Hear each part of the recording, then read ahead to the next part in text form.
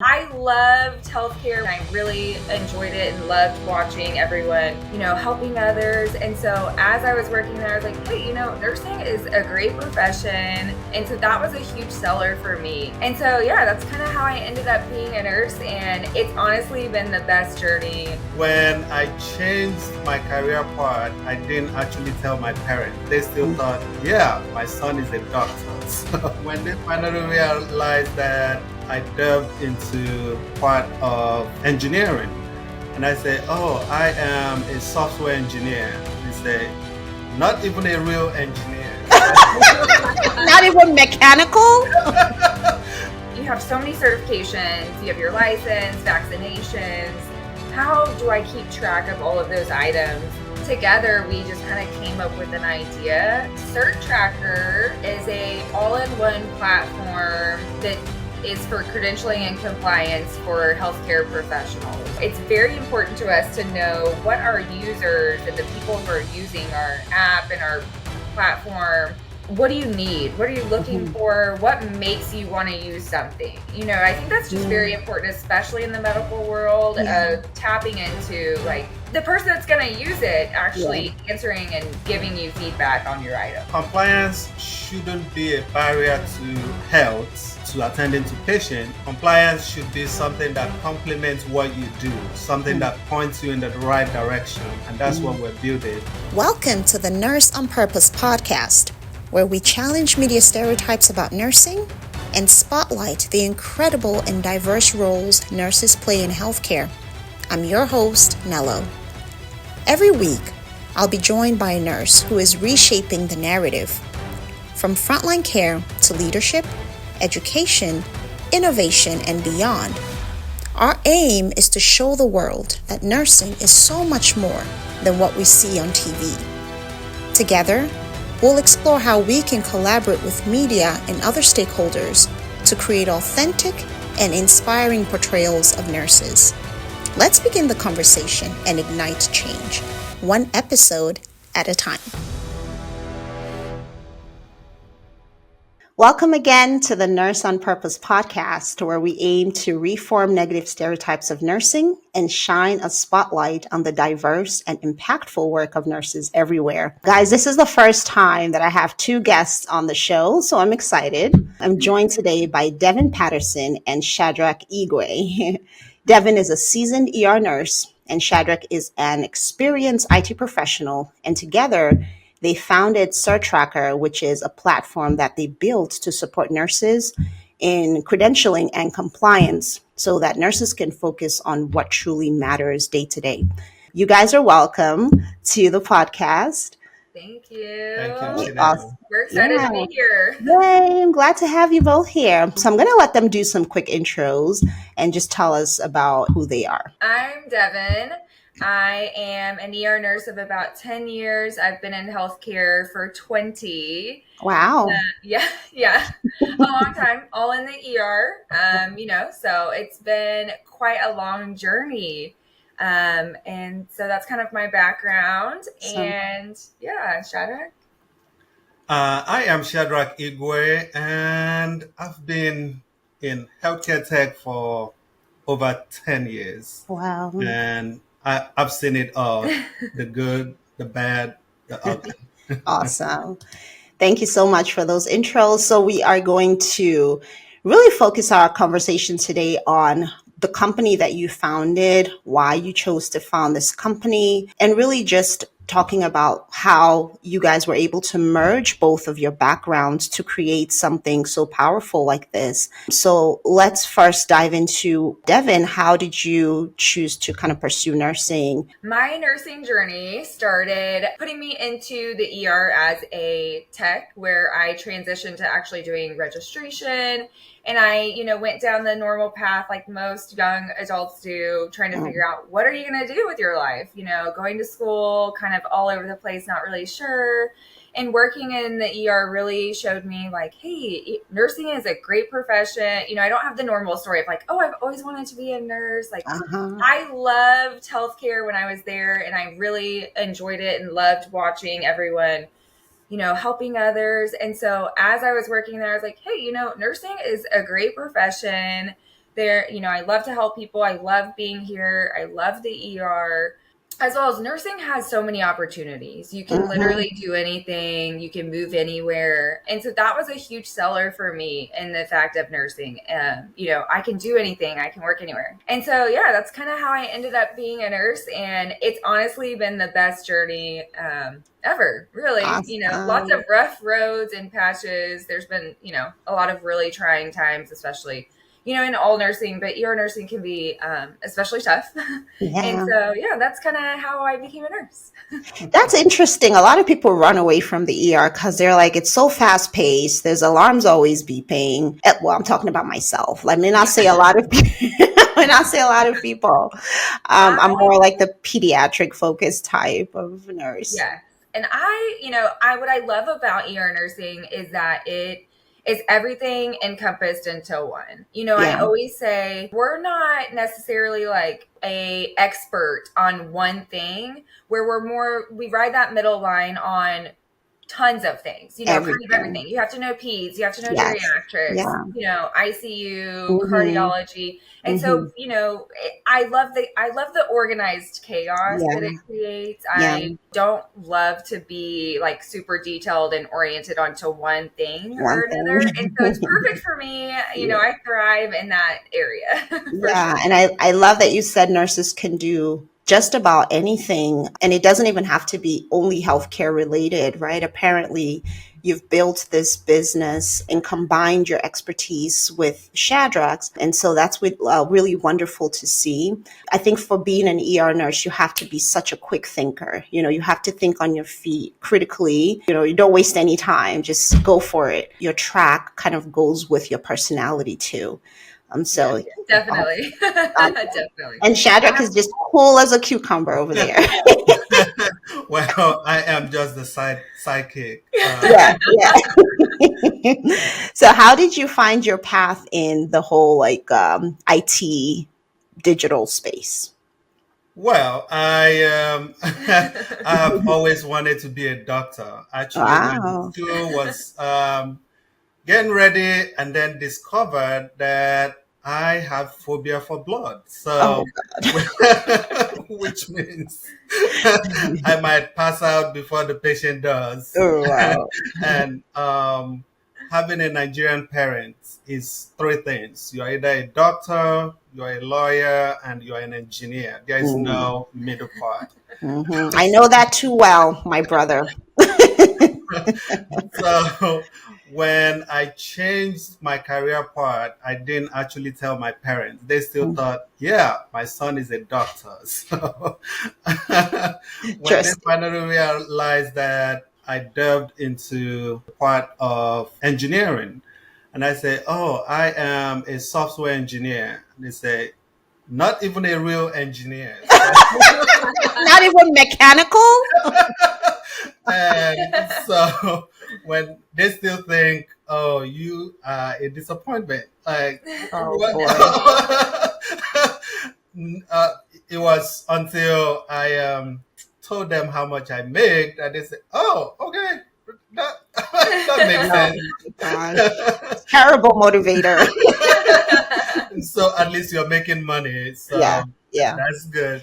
Yeah. But that's kind of how I got started in the IT field. Started working in the healthcare IT right from the get-go. Right from when the whole high touch thing was coming out in 2009 when EHR was being implemented before it became popular. Wow. Awesome. That's amazing. Little did they know, right? What you were gonna turn out to become, because the entire world is all about that now. Is all about tech. Whether you're in healthcare or whatever you're into, tech is always a big part of it. So yeah, you got in at the right time. And so how did you guys together come about founding CerTracker? What was the motivation that led you to found that company? And I'll start with you, Devin. Yeah. So in 2022, in August, I was diagnosed with MS. And through that journey, I really was kind of struggling with my new life, my new world, kind of what that meant for me and how to juggle all things life, as well as I had already been experiencing just like, how do I keep track of? I had just started travel nursing, trying to figure out how do you keep track of all of the things you need. You have so many certifications, you have your license, vaccinations. How do I keep track of all of those items, stay organized, and stay on top of it on my own without relying on a company or a corporation trying to tell me when they tell you last minute and you're rushing around, trying to figure out how you're going to get renewed in 1 or 2 weeks when you're already working because as a travel nurse, you have all of these licenses that you have to juggle. Oh yeah. And as an ER nurse, I keep close to 9 or 10 certifications, and so, you're not just keeping your regular like BLS and all of those things, but I have my CEN and then I have my license. Anyway, there's just so many things trying to keep track of. And then with my new kind of journey that I was embarking on, and there was lots going on in my new diagnosis that was taking so much of my time and trying to find that kind of new path of life. And so I was talking with Shadrach and I was like, there's got to be a better way. And with his tech background and my nursing background, initially it kind of started as like, how can we help me? But then talking with all my friends and then embarking as well on their own journeys of travel nursing, as well as people missing certification deadlines and then not being able to work until they're renewed. And so together we were like, oh, we can fix this problem. Shadrach's like, I know, what to do with his IT and tech background, especially in the healthcare space. And so together we just kind of came up with an idea. And it blossomed from there. We attended Builders and Backers, which is a program to kind of get your experiment off the ground. And so from there, it's just really blossomed into something so great. Awesome. That's wonderful. And can you tell me, for those who don't know, I'm going to ask you 2 questions. First, I want to know, what is CerTracker? And then the other question is, you talked about your journey with MS. Can you just tell people who are not familiar with that, what is MS and how does it affect your life day to day? Yeah, definitely. So CerTracker is a all-in-one platform that is for credentialing and compliance for healthcare professionals. We simplify that process for professionals on their own, as well as healthcare organizations, providing that all-in-one space and digital wallet for the individual where you can upload, store, manage, track all of your credentials, licenses, vaccinations, even like you can put anything on there and it's perfect. We also have a new like OCR that you can drag and drop or upload to, and it will pull all of the information for you. So it takes away that manual process of just uploading it on your own. Yeah. So, do you want to add anything on this? I'll let Shadrach add. Most of the solution currently available are still manual prone, which means you have to manually upload your credentials, type in all of the data.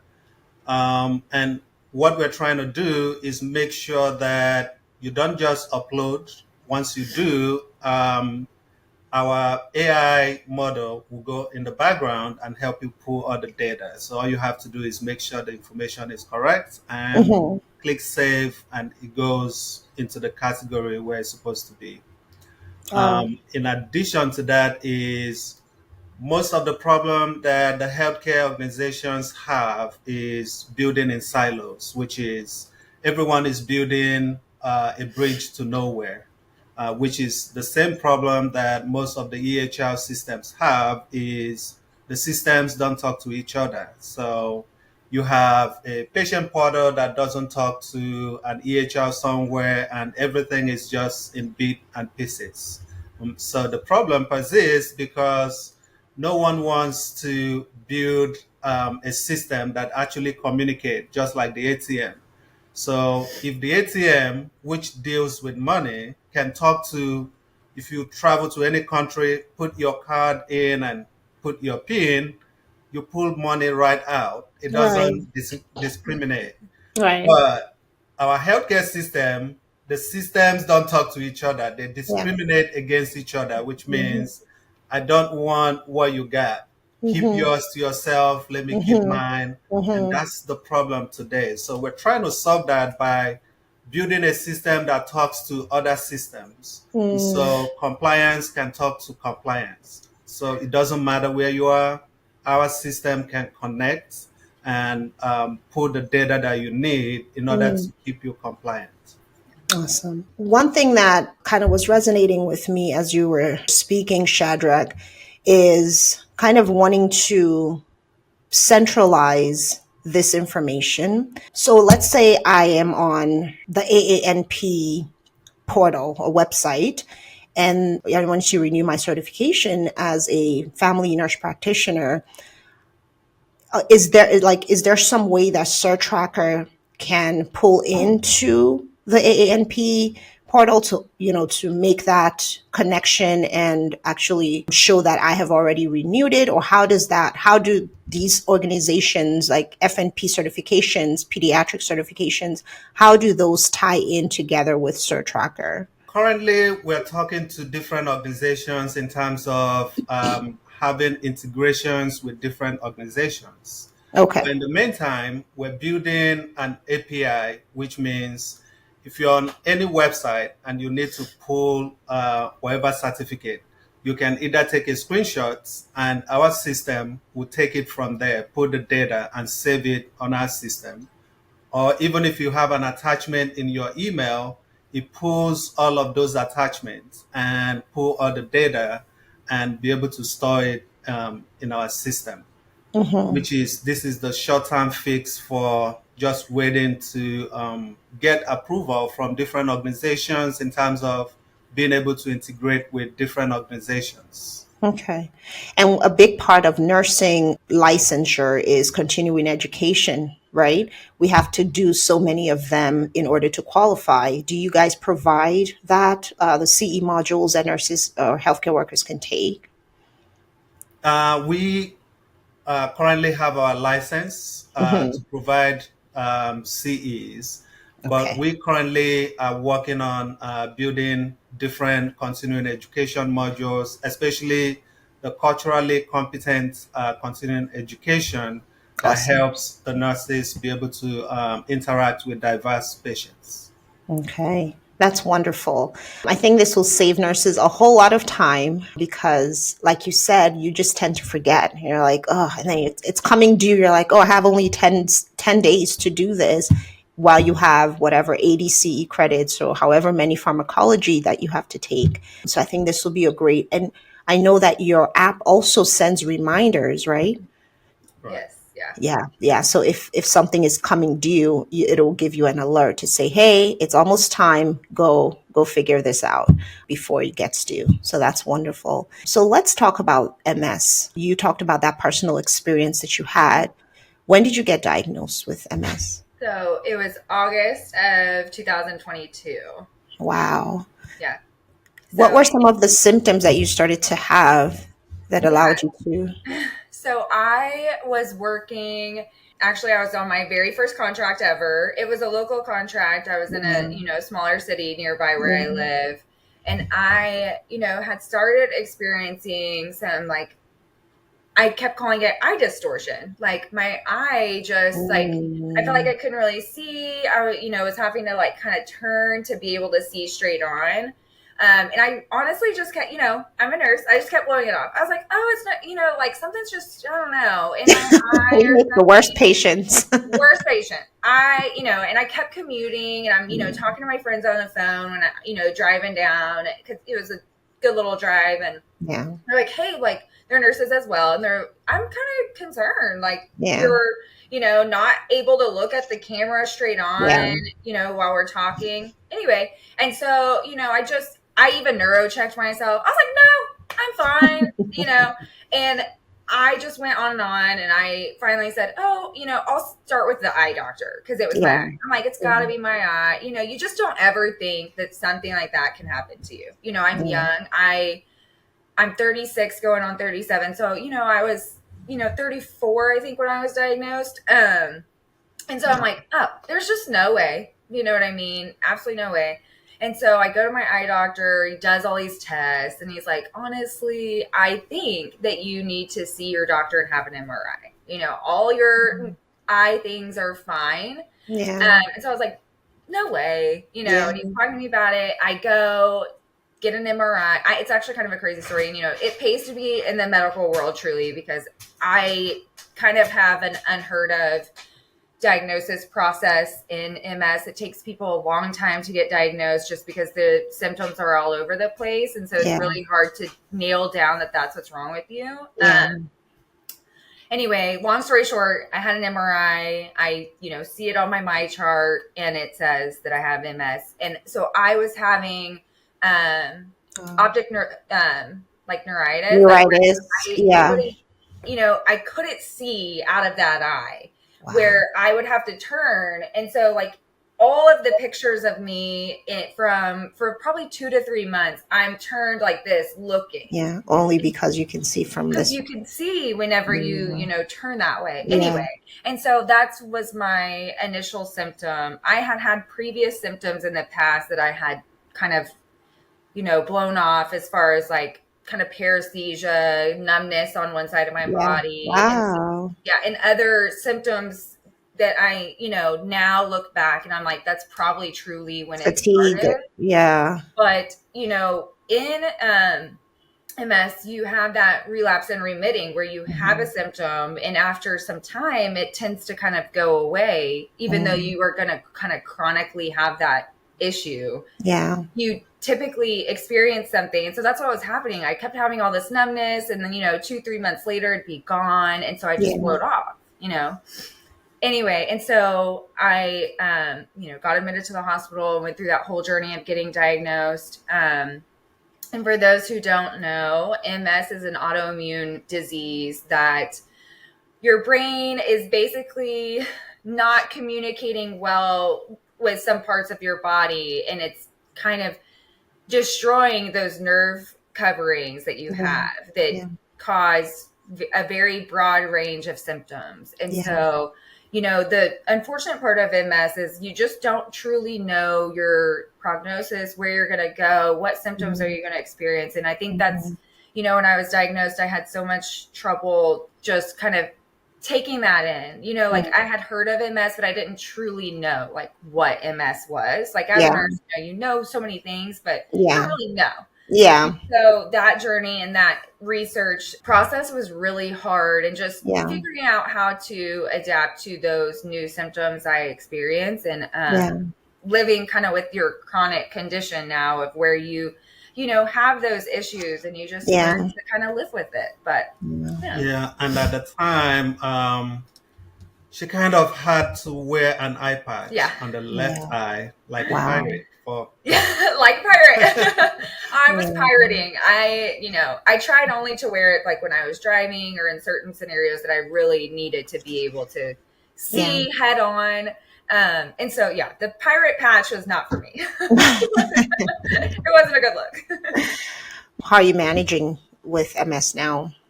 I do really well. I have a really great support system. I take medication. I take Kesimpta monthly. It's an injection you take at home, which works really well for me. I am actually a huge fan. So, if anyone's looking, I'm, an advocate to just trying to, take care of yourself, listen to your body. And so I'm doing really well. I still, work full time. We're running a business. And so just listening to my body and taking those times, when, there's a lot of research. And if you read about MS, they always say, like, there's tired and there's MS tired. And when they say that, they're not joking. They're not joking.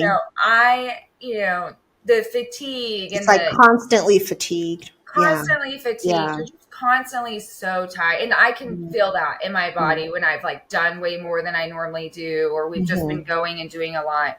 It just really wears me out, and I am more tired than I think the average person. And, obviously I have other chronic issues. I kind of stay dizzy, or just moving and doing certain things. You kind of stay dizzy, and, you have pains, and there's, just things. But truly, I'm doing well. Coping well. Doing well. I have a great support system, and wonderful. Stand by that. Yeah. Speaking of support system, this is so interesting because Devin, now we're going to talk about this because we have been chatting here and there. And this girl just pops up on me talking about, oh, technically, Shadrach and I are married. I'm like, what? Technically, what do you mean technically? We are co-founders, but wow, we are couple. Oh my goodness.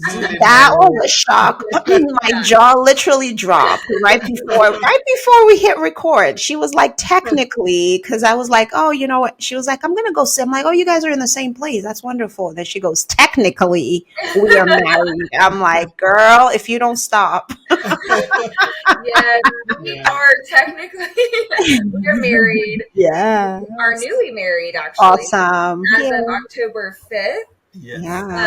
Yeah. And so, what a journey to be I know. Married, co-founders. Yeah. How was that working together with your husband? Well, we had kind of started a business before we actually got married. Okay. So we ran an experiment together. She had a different business idea. I had a different business idea. And we did an experiment in 4 different facilities, but running, just following around nurses every day, going on their shifts, and then trying to shadow and see what's the problem that they experience on a day-to-day basis, and then go to lunch with them and writing things down. Yeah. But at the end of the 3-month experiment, we realized that the problem that she was trying to solve is much more urgent than what I was trying to solve. I was working on a handover solution to help nurses hand over in a more efficient way at the time. But as I talk to people, they're looking at me like, okay, what's wrong with the way what's wrong with our report? We don't need any extra. Yeah. Okay, good for you, but no, not for me. Like, why are you trying to add more work to what we already do? Yeah, we're good. Yes, that's all right. I love that. And the challenge that the current software solutions for healthcare system or for the healthcare industry faces is people develop a solution first, and then they go to the healthcare professionals and say, hey, look at what I just built for you. Use it and let's see how well you like it. That is wonderful. But we, on the other hand, we're doing it in the other way around. How would you like this to be built? Which is the right every way. function, every feature is something we sat down and asked questions. Awesome. That's wonderful. How would you track it? If you were to do this, how would you do it? So at the end of the experiment, we realized we need to join forces, and that's how we started working together. Awesome. And the rest is history, they say. Yeah. How is it working with your wife? No, but before you say that, I want to say that the reason why I was like shaking my head and nodding so much when you were talking, Shadrach, is because there has been such a move for nurse-led innovation. And we have seen this play out so much. Devin, I'm sure you will attest to this, is that they bring out this new EMR, and there's no nurse who is kind of in the informatics side talking for the nurses, speaking for their workflow, and they just create something. And then we're like, we have to click 16 times just to get to the med rec, Why is a nurse not at the table when you're coming up with these solutions? Why are you not listening to our voices? And that's why I'm in such awe and respect of people like Rebecca Love and Marion Leary and people who are really pushing that whenever solutions are being made in healthcare, in the, in the hospital, in tech, whatever it is that will affect nurses in policy, nurses need to be at that table. And so I love that people are taking that into account, like you just did, instead of creating something in your tech mind and then coming to throw it at nurses. And they're like, we don't need that. We don't need extra work. Like, go. And that's how your business prospers and sells, is because you're listening to the voices of the people that you're looking to sell to. So sorry, go ahead with the wife comment. No, you're 100% right. We can skip that because it's great working with his wife. No. I want to hear. Don't skip it. But you are so right about that. And I think we pride ourselves in the fact that even though I am a nurse on my own and I'm a founder, we still speak to nurses every day and ask, our biggest thing about our app and everything we've created is, please give us our feedback. Like, what do you like? What do you not like? What's working? Does it make sense? And like, our biggest thing has been, it needs to be user friendly, easy to use, and quick. And, nurses don't, we're a little resistant to change. Let's be real.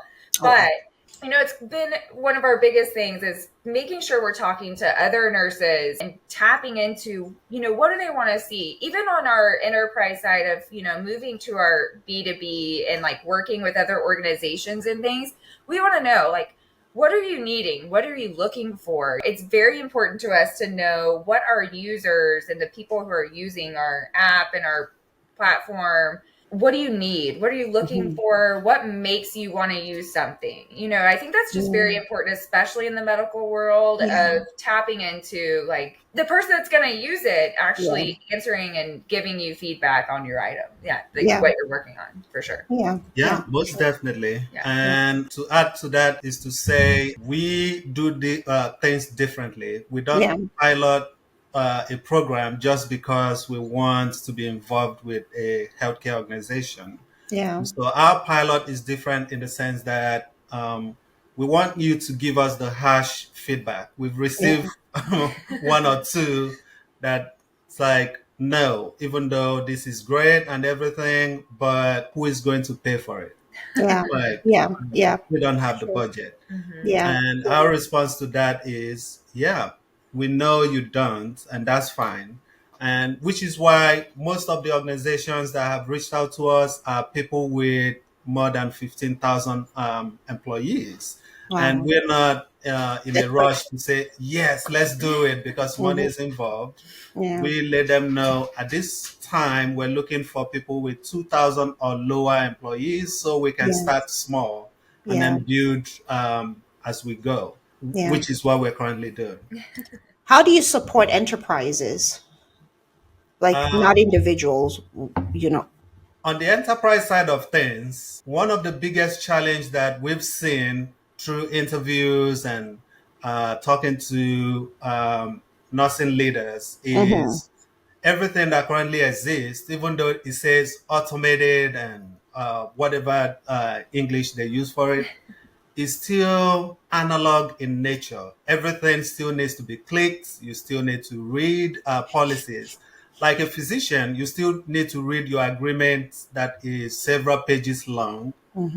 It's high time in healthcare that we have a solution that actually goes in the background like an operating system, reads the terms and conditions, and shows you exactly what you should be doing and what you should not be doing. And so as a physician, I need to be able to see what's included in my agreements and be able to say, I can bill for this. This is not included in my agreement. I can't bill for this. So reduces the billing problems, reduces the time it takes to read through it and manually go through those agreements and everything.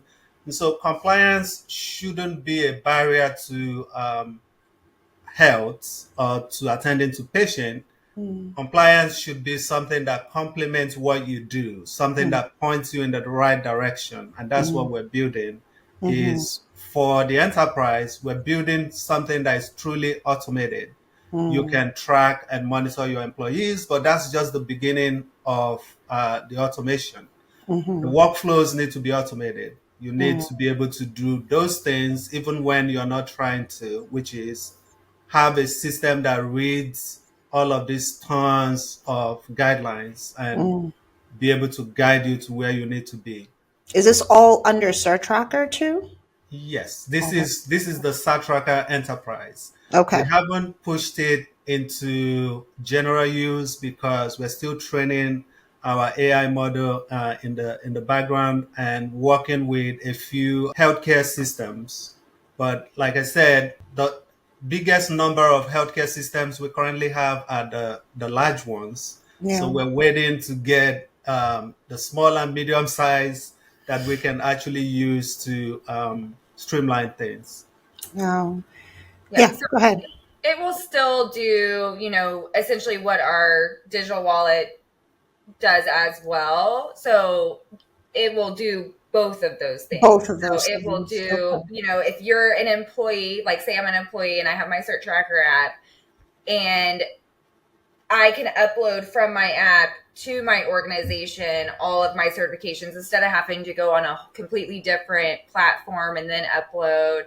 You know what I mean? So it does both. It will, coincide with the app as well if you're an employee there, where you can upload your credentials and things to them, and they will have a dashboard where they can keep track of who's up to date, who's not up to date as well. So it kind of does both things. And Yeah. be able to sync between the digital wallet and the enterprise. Yeah. So even if you're working in 3-4 different facilities at the same time, Yeah. you can have them listed under your accounts. And when you leave, you just remove the organization from your Got app it. Got and it. keep it going.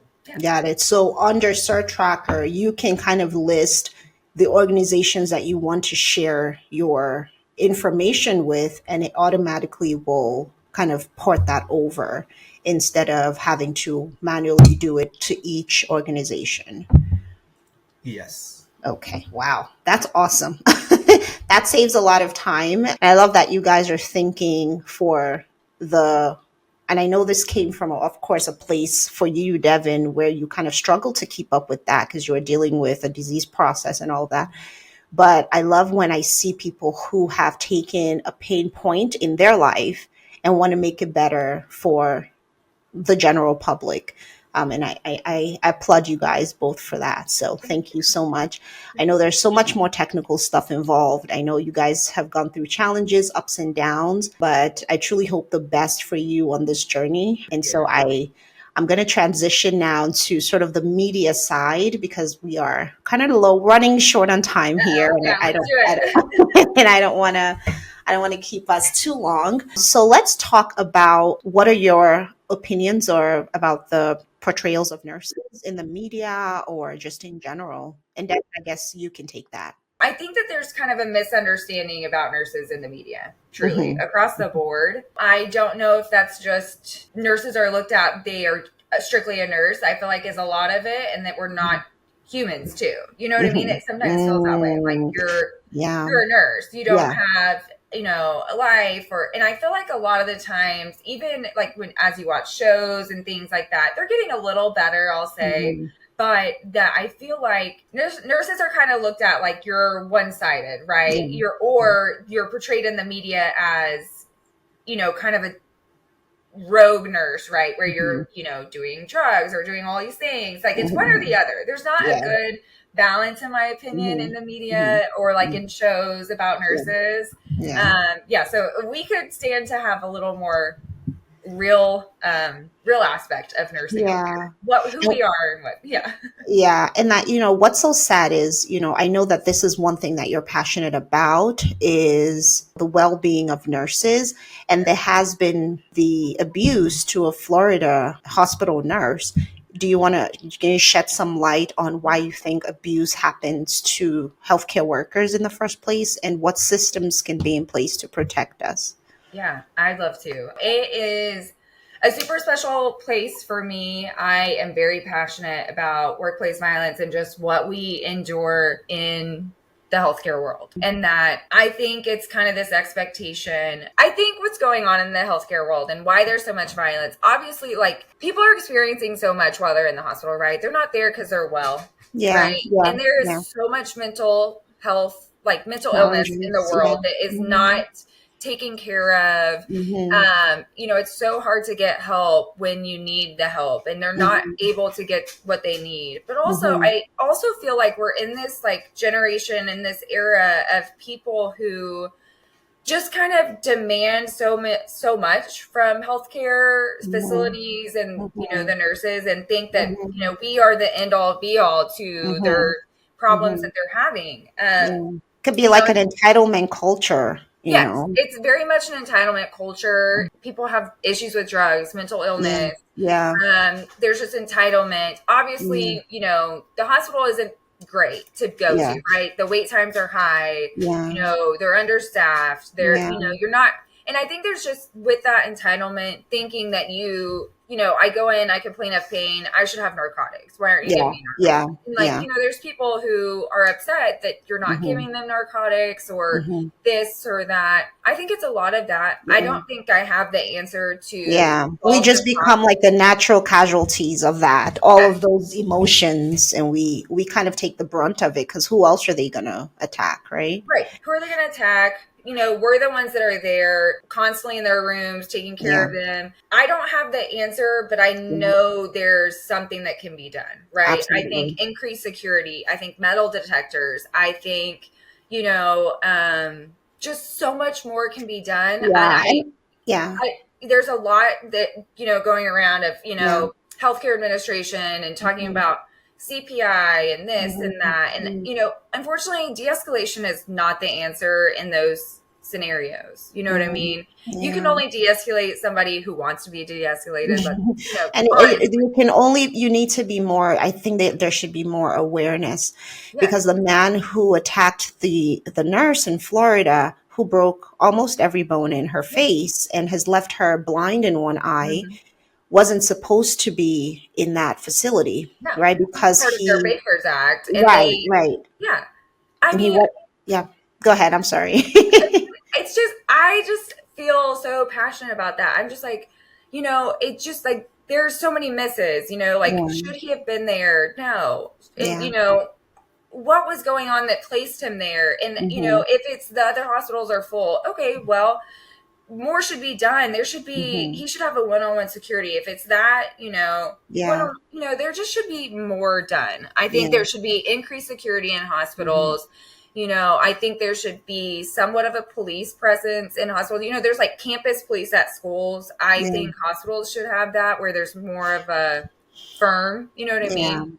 Especially knowing what his mental condition was. I think they should have placed him on some sort of restriction, or at least had a one-to-one with a, like you said, a security officer there in the room or something. I mean, that shouldn't have been allowed to go that far. But it brings me to my next question. Well, it's not a question, it's our game. So let's kind of take it from this scene and make it lighthearted, okay?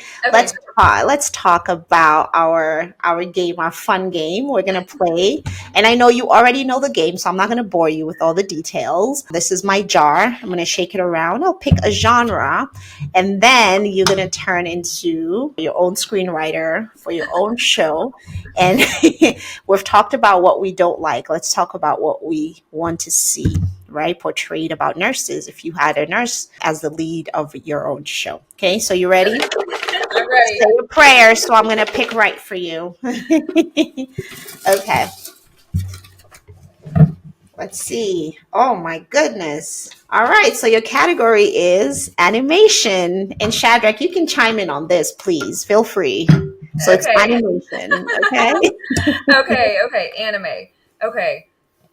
So I think I'm gonna take a page out of kind of like the Inside Out movie, if you're familiar, where it's like all the emotions. Yeah. I think that is the perfect story and background for, an ER nurse like myself, or nurses in general, really, where you're working a shift and you truly are experiencing every emotion during that 12 hours, right?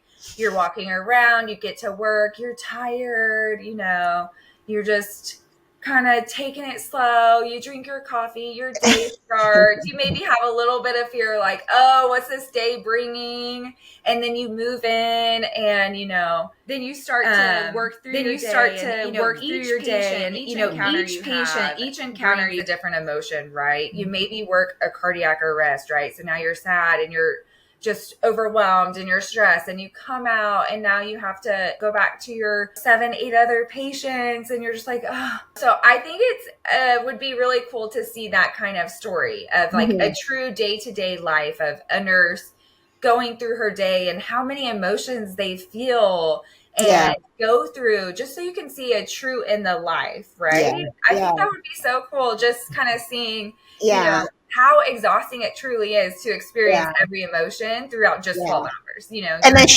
and then let me add a little bit to that story. And then she goes to get her computer fixed because she's having issues. So then they send down the IT guy. 3 times. And she's so excited. And then she's just like, oh, he's kind of cute, but she's just like not paying him any attention. She's like, whatever, just can you please help me? Because, my ClinDoc doesn't work and I need to get it fixed. And he's helping and he's fixing it. And she's looking at her like, oh, she's kind of cute too. Am I telling you guys a story on the It's a perfect story. I truly think that would be so cool to kind of see that, like, make it kind of lighthearted with the animation, but like a true day in the life. Day to day in the life of a nurse. Feel. Yeah. How we feel emotions for our patients, because I think sometimes people think that we are removed from it, but truly sometimes we can take those things home with us. Like I remember patients from when I first became a nurse that like still I remember them fondly, and I'm like, oh, I can't, I miss that patient. I wonder what they're doing now. So we truly take on all these emotions day to day, and that's why we need mental wellness, resources for ourselves. But yeah, I love it. Thank you so much for that. I appreciate it. So guys, it's been such a pleasure talking to Shadrach and to Devin, the power couple who are doing amazing things, bridging the gap between healthcare and tech, and just simplifying our lives when it comes to credentialing and compliance. Can you tell people where they can find you to connect with you and with CerTracker? Yes. So we are on all social media. So LinkedIn, Instagram, Facebook, we're all just easy under CerTracker. 1T, CerTracker. Awesome. And then we have our personal pages on there as well. Yeah, please connect, check us out, download our app. It's free. Yeah. It's on iOS and Android. Yes. Awesome. Simplify your lives. Make it easy. Awesome. Yeah, simplify your life. All that paperwork, you don't have to deal with it. Let them help you take care of it so you can take care of your patients. Hey, I'm a walking ad for CerTracker. Yes, join our team. You're hired. Thank you all so much for being here. Thank you guys for tuning in. This has been such an amazing episode, and we will see you on the next one. Take care. Bye-bye. Thank you so much for having us. Bye-bye.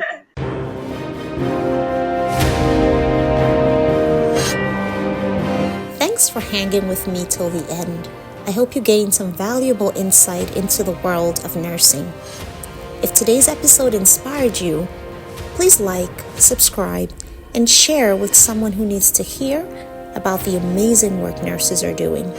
Let's keep breaking stereotypes and reshaping the narrative together. I'll see you next time.